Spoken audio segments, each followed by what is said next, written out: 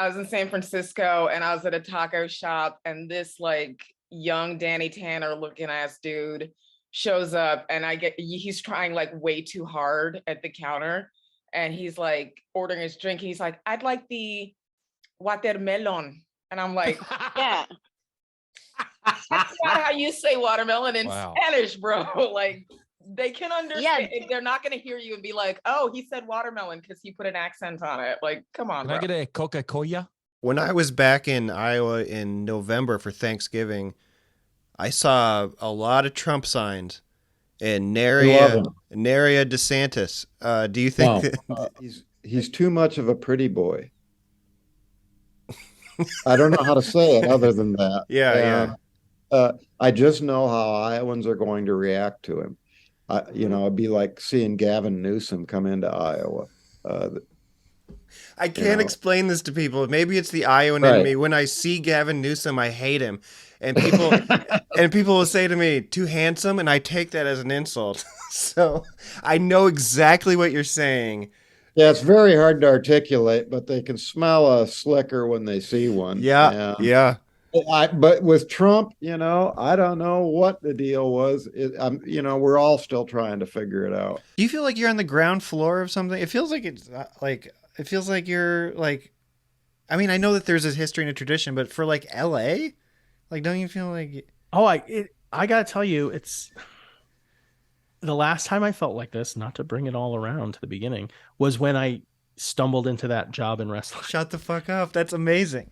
Yeah, that was the last time I was like, oh my God, you have to realize too, 10 years ago, I was doing shows with a group called Jetso, which was me and this guy, Juzo Yoshida.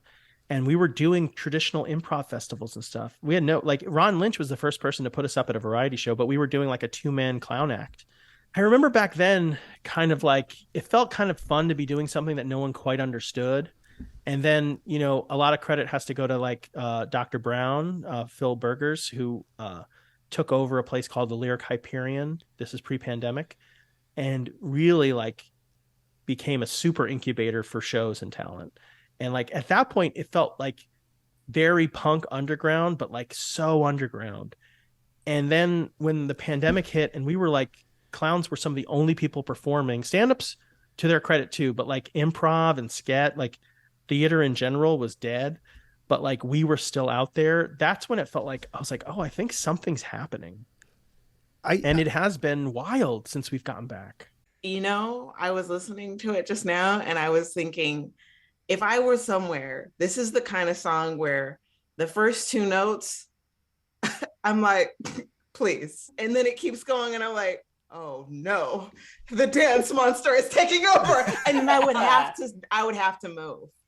I had to stop it. I had to stop the music because I almost jumped. Okay, is what I'm saying. This happened to my wife's best friend, who is a black woman. I played Tennessee Whiskey by Chris Stapleton, and she goes, "He better stop it." So that was. That's like the black music, you stupid. Because I grew up in Florida and I went to college in Florida. So when you go out to the bars in Florida, it's only a matter of time before Chicken Fried becomes a song that you like. And I remember the first time I heard that shit, I'm like, get this trash out of here.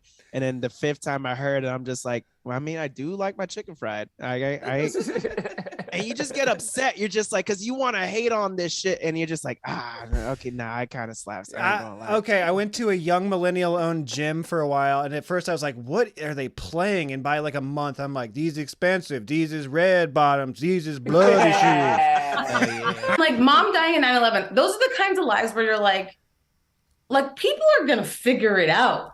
We're like, all you have to do is follow you on Mother's Day and see where you go, like a cemetery or a house, like that's not a hard one to like. And you know what? If you get to the cemetery, you can still see the date is like June 7th. You know what I mean? Like, so it wasn't. They weren't immediately fatal injuries. Here lies Georgina Santos. Definitely didn't die in 9/11. That's the worst headstone I've ever read.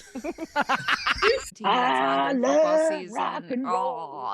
Put another dime in the jukebox, baby. Is the goatee getting goatee here? It's getting bigger. Did you know that Lindsay is all of a sudden in Color Me Bad? You look pretty cool. You got kicked out of 98 Degrees. Kevin right Federline. before they got signed. For being too sexual. For being a fucking creep to the director's daughter. He Yeah, just you're giving wanted off you the out of there. manager of BTS vibes. Lindsay looks like she grabbed Brendan Fraser's ass in 1998.